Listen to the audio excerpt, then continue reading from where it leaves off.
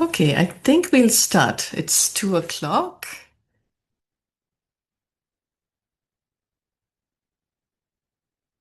Okay, well, good afternoon, everyone, and welcome to this UICC virtual dialogue on the importance of including antimicrobial resistance or AMR strategies in national cancer control plans for better cancer care treatment and care.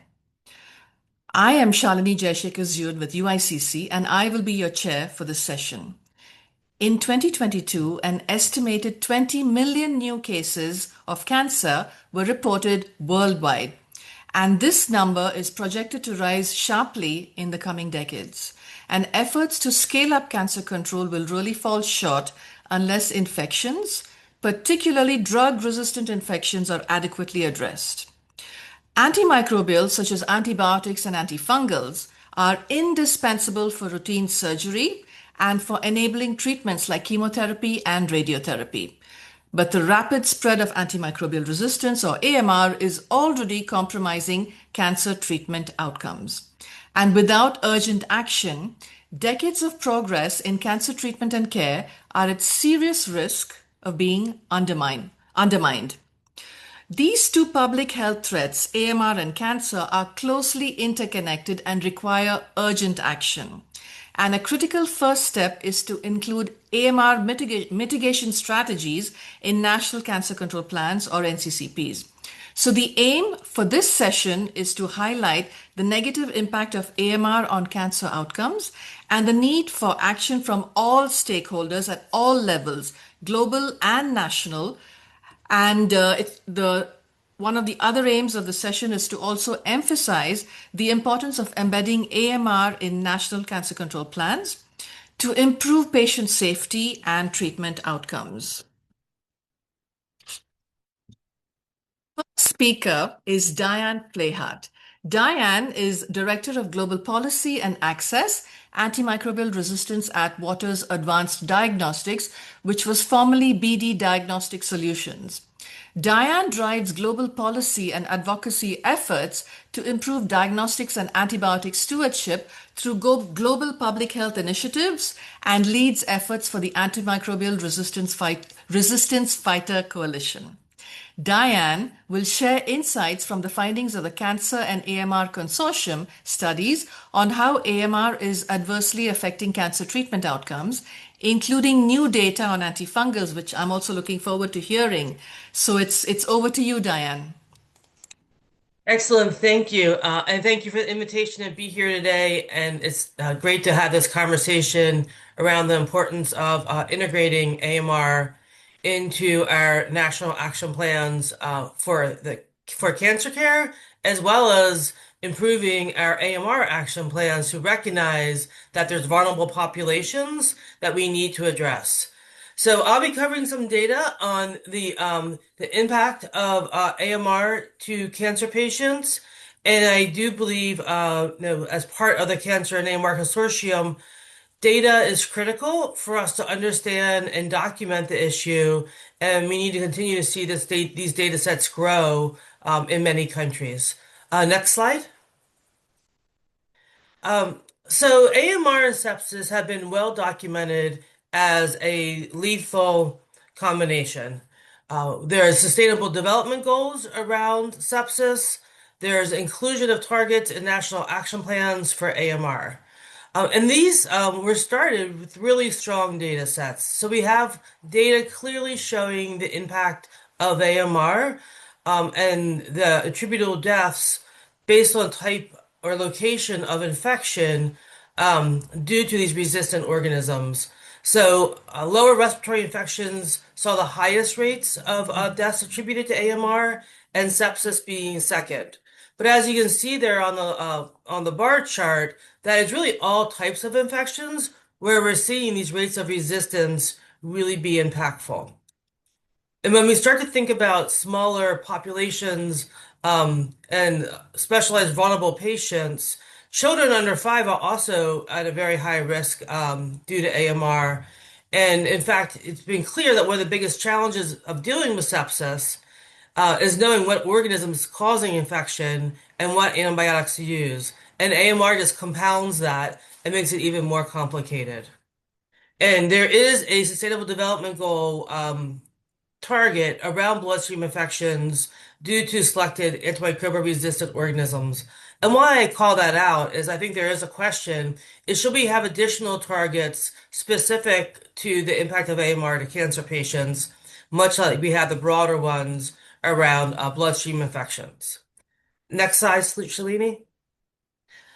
So a call for more data. We know that infections happen more frequently in patients undergoing cancer care. It's clear data showing that the estimated infection rates and deaths associated with those infections are 2.9 times higher.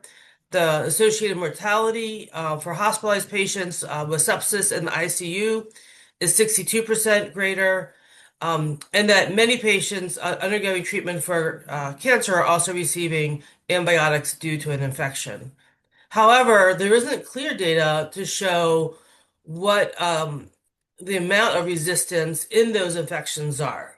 There was a really great op-ed by Dr. Sears calling out that cancer patients who are dying from this disease are dying due to the tumors, but due to the superbugs that are sickening these patients. There was also a publication calling out specifically the lack of data on the etiology of infections, specifically on oncology patients. So, based on understanding that there are more infections, but not a lot of good understanding of resistance, the Cancer and AMR Consortium was co-developed with a group of great researchers from the AMR Action Fund, UICC, and other researchers in the space. Next slide. So these are the three studies I want to talk about briefly today. Two of the studies looked at antimicrobial resistance. And then the third study actually what just was released as a poster presentation just last week or a couple weeks ago. The important thing about these studies is that they looked at about 4.6 million patients across several years in the United States.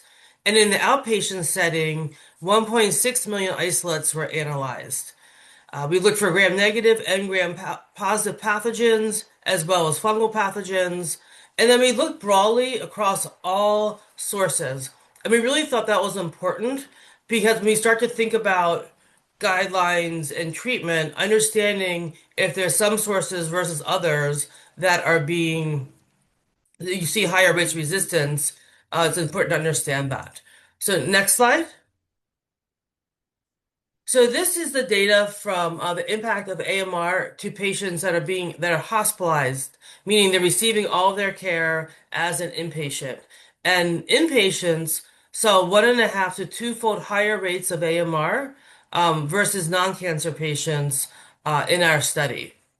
And when you look at the bar chart on the one side of the page here, what you can see is the first one is fluoroquinolone resistant gram negatives, and statistically more fluoroquinolone resistance in cancer patients.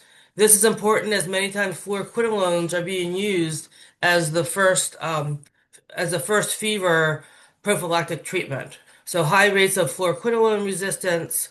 We also saw resistance ESBL producers, multi-drug resistant gram negatives, as well as carbapenemase non-susceptible gram negatives. So across all types of resistance in the gram negatives, cancer patients had a higher rate of infection.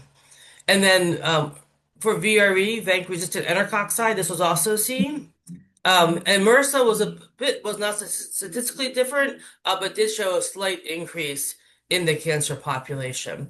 So overall, the findings here showed that if you're a hospitalized patient undergoing cancer care, you have a higher risk of a 1.5 to two-fold increase of getting a drug-resistant infection.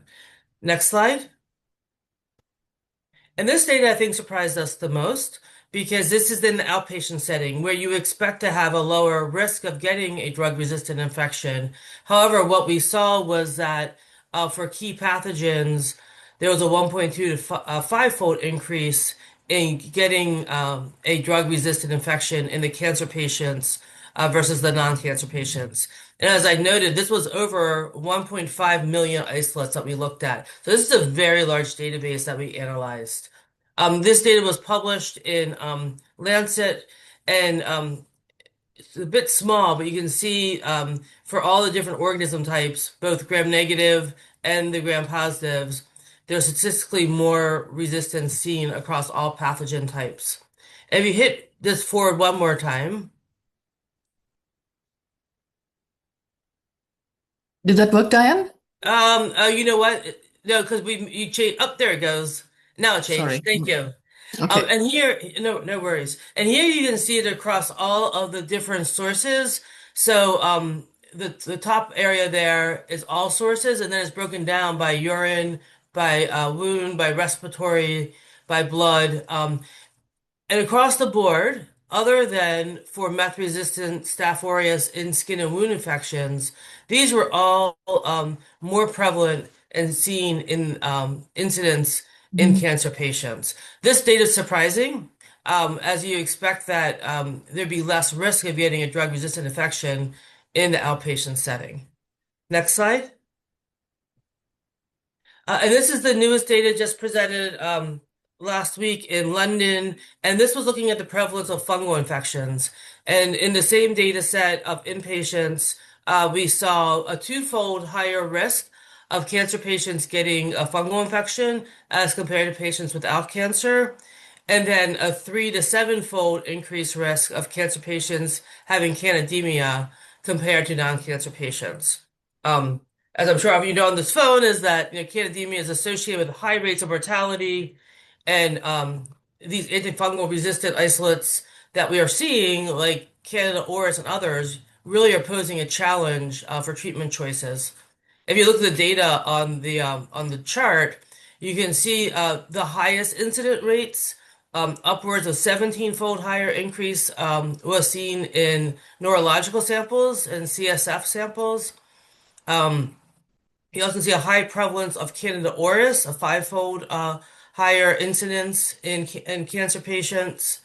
And then when you look at the molds, you can also see significantly higher, a 40-fold increase of Acremonium species, and Cedosporium had a 50 fold higher rate. So these molds are really a challenge, and I think this data helps us better see the differences in the rates of infection.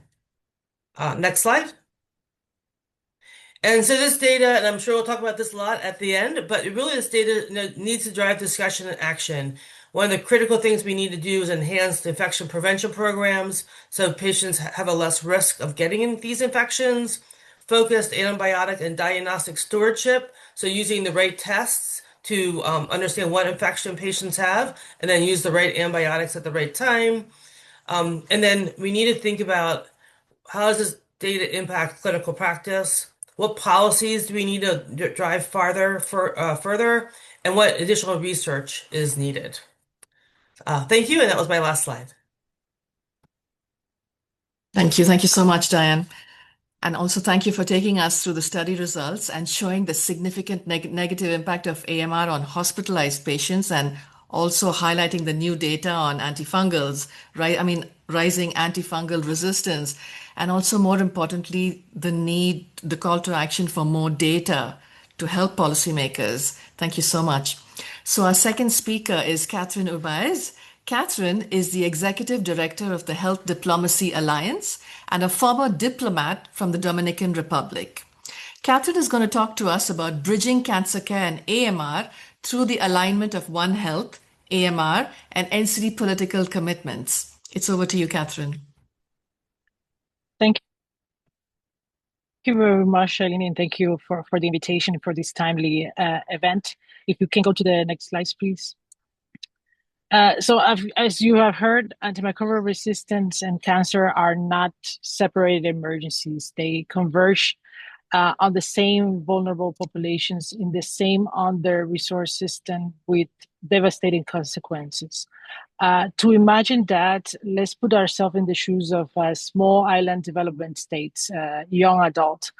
who has been recently diagnosed with cancer and finally gets through all the bureaucratic complexity, get access to his treatment or chemotherapy. The treatment begins, and infections take over, and then the drug resistant infections stop this treatment. Not the cancer, an infection. And that is the reality of thousands of patients today all over the world. And that is why we cannot talk about cancer access without talking about antimicrobial resistance. These are two crises in a complex equation, as I call it. I call AMR a complex equation. It's not a mathematical one, it's a complex one because they share patients, they share health system failures, and they demand shared policy response. And that's why we are seeing a lot of debates at the not only at the national level on how that is affecting cancer's deaths and also cancer patients, but how that's influenced in terms of the process of negotiations from different political commitments that are happening at the global level. Next slide, please. Um, Let me be concrete about this limited access and what it actually means, and how that I will go more into the details, how that links to the One Health discussions a little bit further on that. The economic of sexual medicine is broken for both cancer drugs and antibiotics. If we look at patients within low middle income countries, they face a double burden. That means that the treatments are either unaffordable or simply unavailable, which makes it a compound complication in terms of that.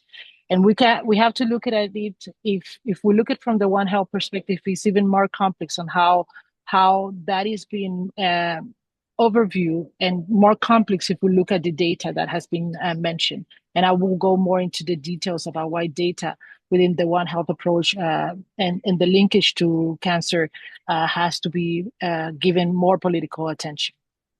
If we look at what as a simple, I'm not an expert in I'm not a medical doctor, but if we look an extended breast cancer treatment cost, it costs roughly in many countries 10 times the average annual income of an individual. So that is a complex number if we look at it from the economic perspective. And the situation is as serious as it is for antimicrobial resistance, especially in conflict zones. The antibiotic pipeline is shrinking because there is no viable market, and companies are not able to develop the drugs that can be sold. So at the end, patients who need these effective antibiotics, especially cancer patients, they are left without them, and that is the policy gap that we are seeing, and we are debating at all level, and that also has an impact into the One Health approach as we see it right now. Next slides, please. I mean, in terms of the diplomatic work, we have seen some proven mechanisms that exist, and what is missing sometimes is that this coordinated political has a scale support from the political perspective. They have demonstrated that in real world impact is possible to be expanded. Is complex. It's not easy, but there are things that actually work. And we have seen it in local manufacturing. The same with subscriptions of models on antibiotics, and how that managed entry agreements has made some significant improvement into that sense, and pure procurement. But when we're talking about from the diplomatic perspective of those kind of work, we don't look at from the lens of One Health. Why? Because of the complexity of One Health, and I'll go more into the details a little bit more forward to this discussion. Next slide, please. So we have mentioned about these NCD commitments and the political commitments that sometimes can be really abstract from the national perspective and from the community of work. But the first question I ask that has to be addressed is how we align this AMR and NCD strategy without creating yet another reporting burden, and how we do this integration with no addition. That's a complex question that I ask myself, but most of the cancer plans are disconnected from the AMR National Action Plan. Even though it's logical it will be logical to have it connected, because through even though cancer patients are among the most vulnerable drug resistant to drug infections, right? If we look at if there has been studies that found that only a quarter of the national cancer plans reference to WHO essential medicine, and for me, if you ask me, that is a gap. That is a gap. That is an opportunity for revising on that, right? Why? Because we need to anchor AMR indicators within the 16 Universal Health Coverage Scorecard or the NCD reporting frameworks, and also the discussions that are happening within the One Health approach, which is still is a complex and highly political debate. To be practical, not to create, we have the process there. There are processes that we can use already with already taken into account this kind of leverage within ministry.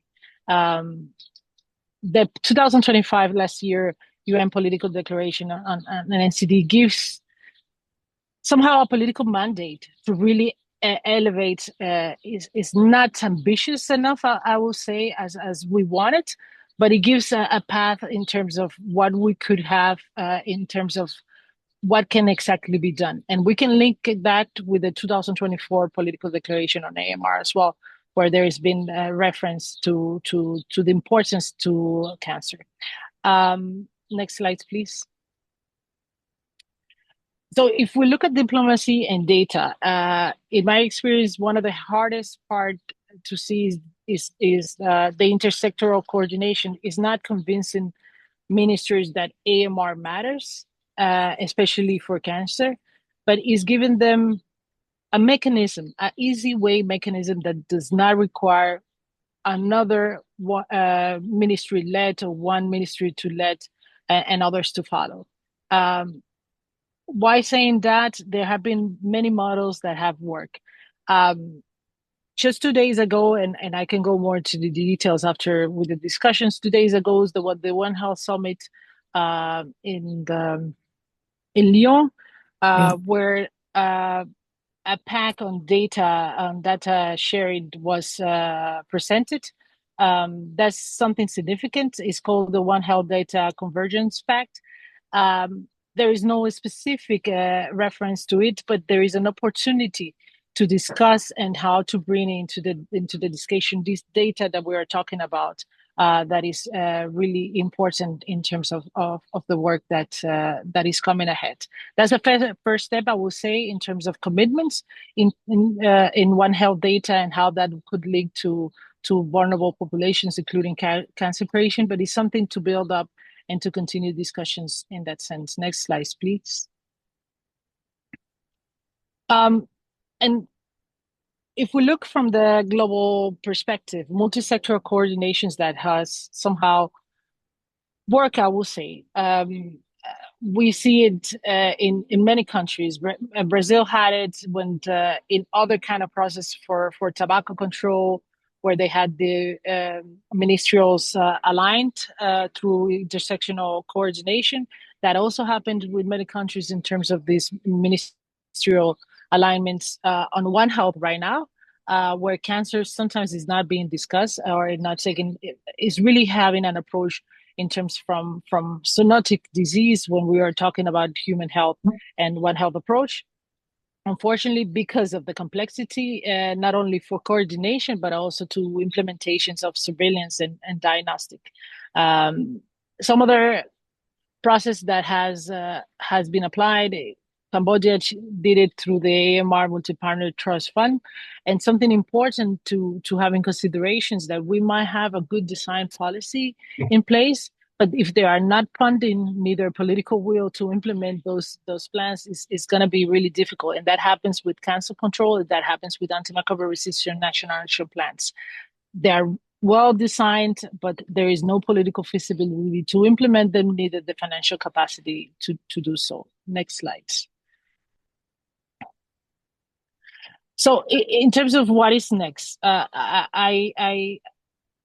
there are cross-ministerial coordinations that are in place. How we bring the One Health approach, how we bring the attention to integrating and advocating for including cancer within the whole debate into AMR and NCD and universal health covers. Those models demonstrate that shared governance structures unlock commitments or facilitates commitments in terms of implementation. And one of the principles that from my perspective is quite important and it has to be clear is that shared data and shared finance create shared accountability. And that is way easier, especially at the national level. And that coordination cannot be voluntary. It needs to be structurally embedded in order for you to work. Next slide, please.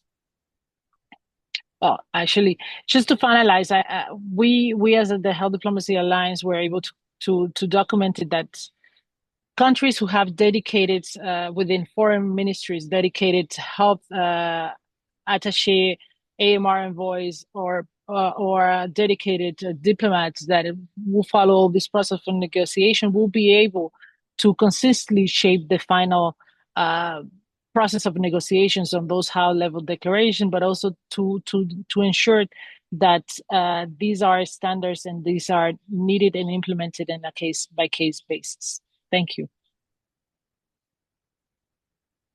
Thank you so much, Catherine, for highlighting the importance of the need for stronger alignment of AMR and NCD high-level meeting commitments to drive policy integration and preparedness, and also for bringing up the message that multi-sectoral collaboration is key, especially as you mentioned with shared data and shared financing. Thank you so much. So our next speaker is Susanna Tittenbrunn. Susanna is a Global Resources Manager in the Knowledge and Advocacy and Policy team in UICC. Susanna has been with UICC for 10 years and works in the area of national cancer control planning, but not just. She also works with the UICC TNM staging system. And Susanna is going to talk to us about the importance of NCCPs and of why it's just as important of including AMR strategies in NCCPs. It's over to you, Susanna.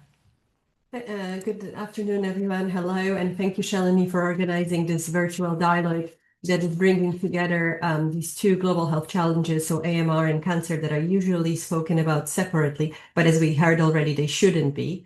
At UICC, we work with governments, with civil society and cancer planners to strengthen national cancer control plans, which are the backbone of effective cancer control. And we're increasingly seeing that cancer outcomes cannot be improved unless we work on antimicrobial resistance in parallel. So I want to reflect on what UICC is doing in the area of national cancer control planning, what we learn from our global reviews of NCCPs, and why integrating AMR in NCCPs is no longer optional. It is essential to saving lives. Next slide, please.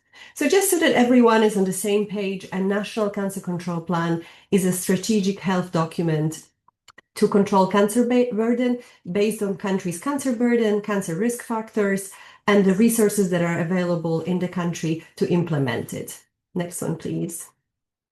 There's no one-size-fits-all model. Each plan is designed within the context of the country's cancer burden, as I mentioned, risk factors, but also available resources, sociocultural environment, and healthcare system. But there are some best practices and guidelines that are guiding the NCCP work along the way. Next one. In terms of what's included in a national cancer control plan, most of them are designed to cover the whole cancer control continuum, starting with prevention through early detection, treatment, diagnosis and treatment, looking also at palliative and supportive care and survivorship, but also include elements related to the health system. So governance and implementation, looking at research, looking at health workforce and health information systems. And they usually have an overarching goal of improving health equity. These elements have been identified by WHO, and we use them later on for our global review of national cancer control plans. Next one, please. So in 2018 and in 2024, we conducted two global reviews of national cancer control plans. And then the latest one, we looked at 156 country plans, 98 NCCPs, and where we couldn't find a recent NCCP, we looked at an NCD plan. And this was a truly global endeavor among different expert reviewers from different countries and different languages. We looked at actionable strategies included in national cancer control plans. Next one, please. The data from the global review has been published in the Lancet Oncology. It was the reference that Catherine used on one of her slides, but it's also available in a visual way on the ICCP portal, so the portal of the International Cancer Control Partnership, where you can look at each plan that has been reviewed, look at the index, look at which areas have been addressed with more detail and which areas might be lacking information. And then also you can have a global snapshot looking at specific domains. In this case, on the right-hand side, it's how the domain of research has been addressed. Next one, please. So the other resources that we have on the portal, just very briefly, is a repository of national cancer control plans, but also other resources dedicated for cancer planners and technical assistance opportunities. So I encourage everyone to have a look at that resource. Next one, please.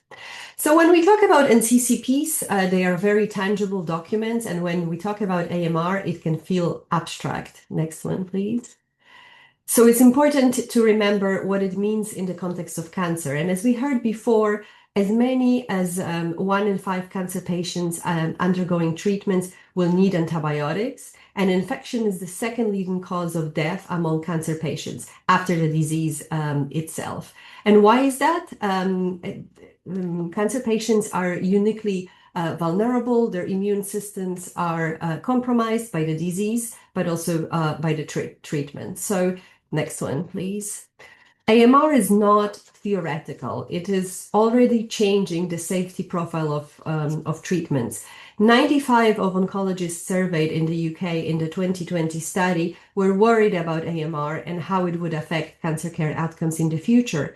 And almost half of those that were polled said that they believe drug-resistant infections could make chemotherapy unviable. Next one, please. So AMR is an existential threat to cancer care, yet when we reviewed NCCPs, we've seen that only 2 mentioned AMR strategies and only 2 reference infection prevention and control. So the silence in the policy document is not a reflection of a low risk. It is a reflection of a gap that we need to close urgently. Next one, please. So in terms of specific strategies for including AMR in NCCPs, we developed this 2-pager that you can access here by scanning the QR code. And the strategies that we identified were surveillance and data collection, infection prevention and control, effective antimicrobial stewardship, access to quality antimicrobials and diagnostics, and securing funding and implementation. And all of these have been described in this 2-pager. There are specific policy recommendations that you can have a look. And it's really designed for cancer control planners to facilitate the work of inclusion of AMR strategies and NCCPs. The next one, please. And one additional resource that we have developed is a dedicated page on the ICCP portal that I mentioned earlier that focuses specifically on antimicrobial resistance and NCCPs. And there is a description of the key challenge, the facts and messages, but also there are resources that can help cancer planners in connecting with the infectious disease community. So there is a pathway for working with the infectious disease community, but also links to other resources that could be useful for, while working on this issue and integrating AMR strategies. Thank you. Thanks. Thank you, Susanna. Thank you for outlining why it's so crucial to include AMR strategies in NCCPs as a crucial first step, and also for highlighting the review of NCCPs, which generated the first global data set on how AMR is or is not addressed in cancer policy, and also for talking us through the two-pager with policy recommendations that you can all find on the ICCP portal page on AMR for cancer planners, and also for anyone else to use as well. So thank you. Our next speaker is John Kirkness. John is the head of international affairs at the Norwegian Cancer Society. John has also been a board member for the Gemini Center for Sepsis Research and has wide experience in political advocacy, organizational development, and leadership. And John is going to talk to us about how Norway is taking forward steps to address AMR in cancer control. It's over to you, John. Thank you, Shalini, and thank you for the opportunity to talk at this important webinar. Next slide, please. Here you can see Norway is a small populated country. We are only 5.5 million people. People are living along the coast and in the big urban cities.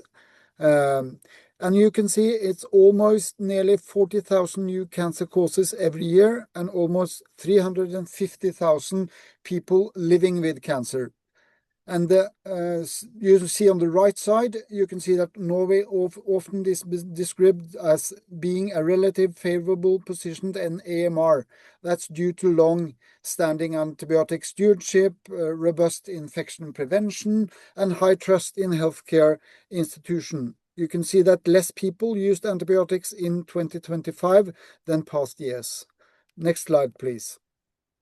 As Diana and Susanna and all mentioned, 1 of 5. And that's also when we are saying. So you can go to the next slide. That is perfectly described. Our strongest voice, and that's our cancer patients. By the Norwegian Cancer Society, we use different tools. Here you could see Kristin.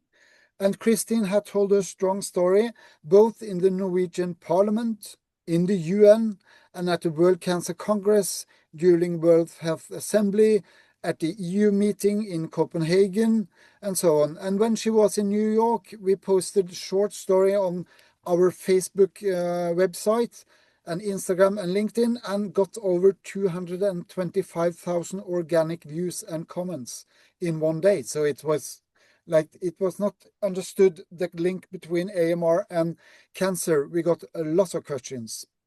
And you could go on the next slide. We also was the first civil society organization launched an international AMR campaign. And here you can see our exhibition hanging by a thread, where we are lifting myths and facts related to antibiotics and AMR and antibiotic resistance. It was set up in several cities, but due to the pandemic, we took it down.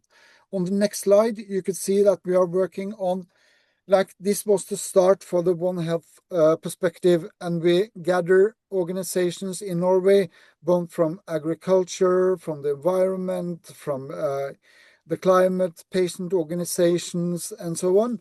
And we've gone together with the Norwegian government. We started this, and how we could use this was leading also in the work for the political declaration in UN and a strong One Health framework in Norway. So you can go on the next slide.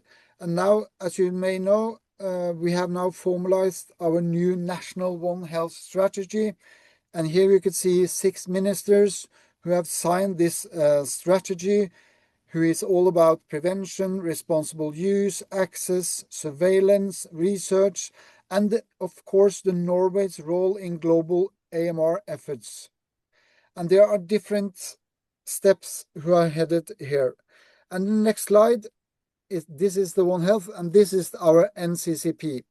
And here we can see our health minister and our assistant secretary general, Ole Alexander Oppdalshei, because the Norwegian Cancer Society and the Norwegian Health Ministry went into partnership. And we did this writing and follow-up of the strategy and the plan. But you can see on the next slide, you can see how the different goals and actions and so on, and this is very small, but you won't find AMR. And that was not a very good solution. And I've discussed it also with the Ministry of Health, that we missed one sentence, that the cancer NCP plan should be an AMR on the One Health perspective. But in Norway, the link between cancer and AMR is very well understood. So it was also a point that we didn't want it to be not inside there, because we wanted to link it to the One Health perspective, because we wanted to attract more ministers and just the health ministers. And if you see the next slide, there's a slide about the Norwegian healthcare system. And you see in the middle of this slide, you have like this and on the health issue on AMR, and it will be also linked with the cancer. You can see in Norway we have 4 big regions: the Northern Norway regional health system, and you have the Central Norway, the West Norway, and the South Eastern Norway. And we have 357 municipalities. And I think we have good practice and clinical guidelines. We have good stewardship. Everyone has AMR and cancer on the agenda. And the agreement that we did with the health ministry after UICC had visited us a couple of weeks ago, that was a very good visit. And it was an extra focus that we didn't have AMR in the NCCP. So AMR will be a part of the governance and the reporting system, both for this action plan and for the NCCP and for the One Health perspective. So we have created like this partnership against cancer and AMR. And I think that's a good thing. And I also want to thank UICC, because they really put it on the presentation that Susanna held. So that was a good thing. So I think steps ahead is very good. And the next step is also a good one, because in Oslo, we have building this like Oslo Science Center, where we all have this big university, and we have the big university hospitals, and we have startups, and we have these private sectors working in this. And AMR will be one of very few cross-cutting issues that will be discussed. So not just cancer, it will be precision medicine, it will be about equity, and so on. So I think this could be a really good step, and it will be launched next year. So I think that's a very good thing, and that's we are both seeing on the One Health perspective, the strategy, the NCCP, and all this. So I think that's a very good thing. And the next thing is, and then my last slide, here you can see the Prime Minister in Norway, Jonas Gahr Støre. And we will have this project called Vendepunkt. It's called almost in English, Turning Point. And that's how we are going to work with the development and the policy issue. And in Norway, health will be a first priority, and AMR will also be lifting in there as a global health security issue and also as an equity issue. So we have the meetings in all big regions in Norway discussing how should this development policy be look like, because it will be launched next year over summer 2027, and it's a lot of input, and it's all about how Norway will use it 1 point percentage of our GP. So I think we want to lift up health and we want to lift up AMR, and the Prime Minister was really good in the speak where he launched how he wanted to have the process. So to conclude, I think that civil society, as the Norwegian Cancer Society, we are using different tools, both patient tools, we are using exhibitions, we are funding for research and development, international cooperation, GuideP and UICC and so on, to lift AMR high up on the agenda. So once again, thank you. That's all. Thank you, John. Thank you for bringing the patient's voice into this discussion through Kristen's testimony. I had the privilege of hearing it, and it was really powerful. So thank you for that. And also thank you for talking us through how Norway is bringing the cancer and AMR communities together making sure that AMR is part of cancer policy and national planning and not treated as separate issues. So that's great to hear as an example. I'm just going to stop sharing so we can go into the QA. So again, thank you all speakers, to all of you for your expert insights. I'd like to open the floor for questions and comments now. Please feel free to put it in the chat, or I see a question, or if you would like to raise your hand. There is already a question. Would you like to talk to us about this? Mr. Zimbe, would you like to ask us this question, or would you like me to read it out? There's more from the same person. Okay, you have a lot of questions. We can prioritize a question. Okay, so maybe I'll choose one. So I'll read the first one out. Many countries still struggle to establish functional, impactful NAP and AMR strategies. The integration of AMR within a One Health approach adds complexity. How can we achieve effective integration of AMR, cancer, and One Health approaches, given the need for specialized expertise and a strong background in these fields? Catherine, maybe I'll let you take this one, and if anyone else would like to jump in, please do. Yeah, I will try, Shalini, to answer that question because of the complexity of it. Some of the discussions that, for example, now in the One Health Summit recently that it was discussed is that when we talk about One Health, it's an approach. That doesn't mean that we have to do everything together, holding the hands, and just putting everything, all the efforts as a coordination mechanism. Is to find ways to identify who to knock on the door and who to follow, in who to and how to use surveillance in a coordinated manner when we have to implement any kind of policies, or when we have any kind of emergency. It is true that from the lens of the One Health approach, a lot of emphasis has been done from the human health perspective. A lot of being done in terms of coordination with other sectors, and not only the traditional sector, which is animal and environmental health, but there is also the coordinations of other sectors as well, the finance, planning, that comes into place. But when we're talking about integrating AMR within that, there is more and more growing evidence into the importance of the linkages, especially from the environmental perspective, and how that affects the vulnerability of population, including cancer patients, especially to the exposure of environmental spillover or chemical spillover, and how that is coordinated through the One Health lens. The reality is that we need a process, or is necessary for us to be able to analyze where those expertise are needed and how we coordinate to that. So it's really complex. It's not a one answer to that question, but it's more in terms of identifying where to reach out to those possible solutions and how to coordinate as much as possible to avoid duplication, but to look for the efficiency of the work. I will say it's not an easy question that Mrs. Simbe has thrown it to us. I hope that kind of give a path to more discussion. Thank you. Thanks. Thank you, Catherine. Diane, I have a question for you. So the data that you talked about showed fungal infections are much more common in people with cancer. Why don't we talk about these infections as much as we do about bacterial resistance? Yeah, great. Thank you for the question. And the reason we looked at that next data set around fungal infections was we wanted to understand, are we still seeing increased incidence of these infections in cancer patients?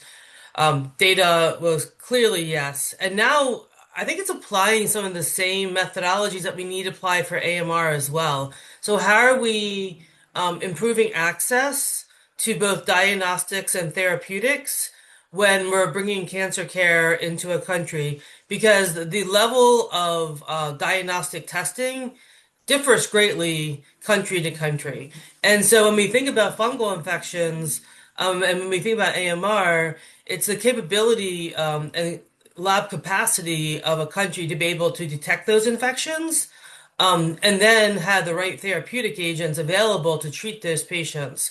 So I think we'll continue to talk about this because we want to make sure when we're talking about these national action plans and access plans of bringing new cancer care to a patient, at the same time, we need to be bringing the diagnostics and the antibiotics and antifungals alongside those. Because we're knowing we're putting these patients at a higher risk to get an infection. That is part of the process, but developing these integrated plans will allow us to support patients in the best way possible.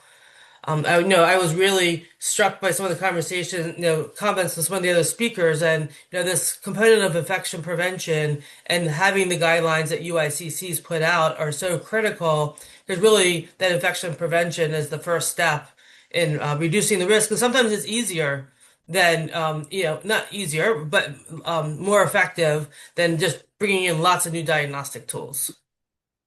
Totally, and especially the aspects of vaccinations, because if you're vaccinated, you don't have to deal with the infection. So totally agree with you, Diane. Susanna, I have a question for you. So now for countries revisiting their NCCPs now, how can AMR be included in a realistic way without overburdening already stretched health systems? So I think for countries working on updating the National Cancer Control Plan, while you're setting up your stakeholders group that will be working on the plan, just don't forget your infectious disease colleagues because they're hardly ever consulted on the plan. So bring them to the same room, see what's included in terms of cancer in the National Action Plan for AMR. And see if you can develop some synergies for joint planning, through joint implementation mechanism, and integrate strategies that can address infection prevention and control and antimicrobial stewardship, and also access to essential medicines on NCCPs. Because sometimes, and we've seen it in without naming countries in some settings, that sometimes is really enough for the two groups to come together and start talking, and then it's possible to include these strategies in the new iteration of the plan.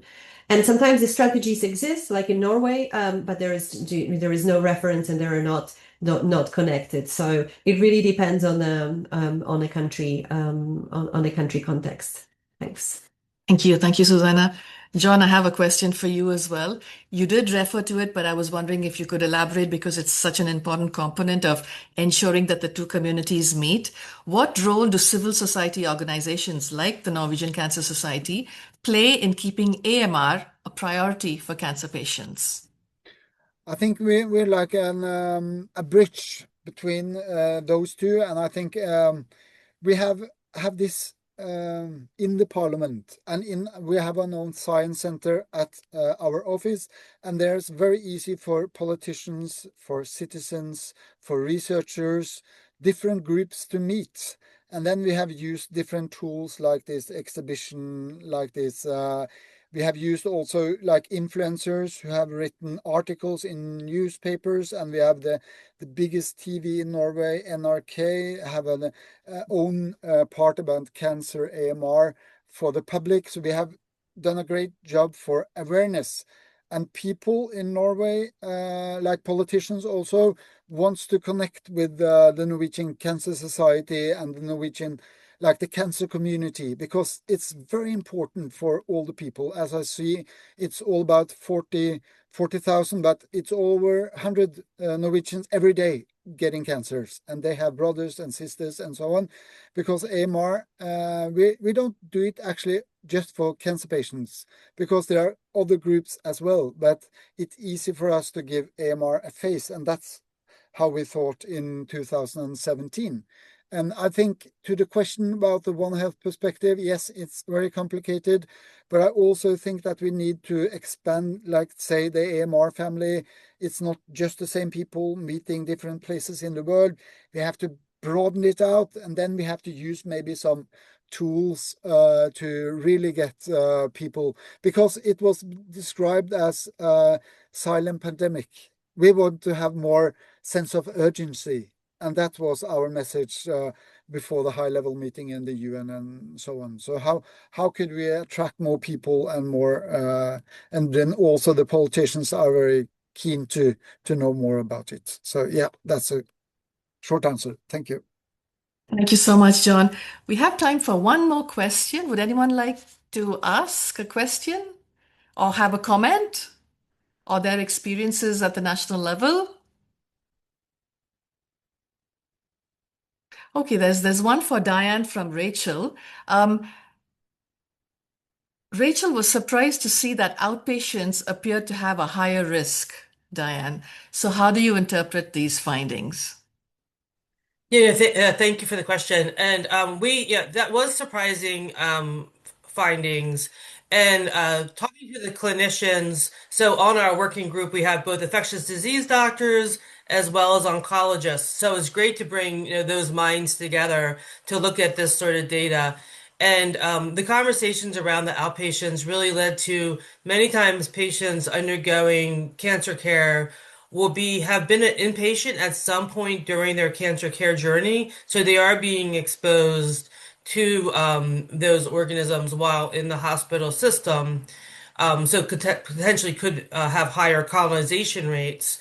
And then once colonized and undergoing therapy, you have a higher risk of getting, those organisms becoming an infection based on the changes in the body. But the second thing that was discussed was infection prevention in outpatient settings tends to be less focused than in the inpatient setting. So maybe the measurements aren't quite as high, the guidelines aren't quite as strict on what that infection prevention looks like in the outpatient setting, where many times patients are going there to receive their chemotherapy.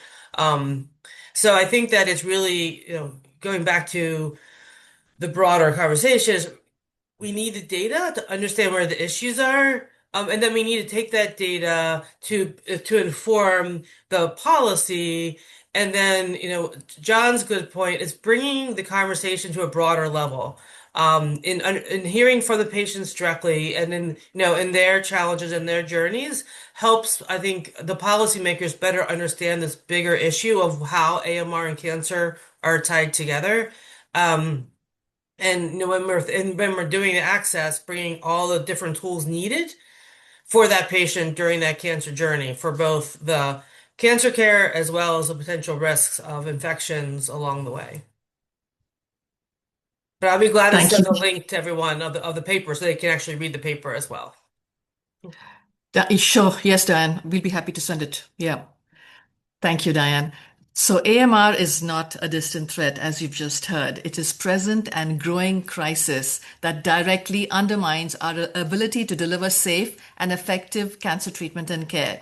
So the evidence and insights shared by our speakers underscores the urgent need for integrated action across the cancer and infectious diseases community. And I'm going to end with something a lot of our task force experts say. We shouldn't forget that a person living with cancer and a person living with a drug-resistant infection is very often the same person. Thank you. With that, I'm going to close the session. Thank you, everyone. Bye-bye. Thank you.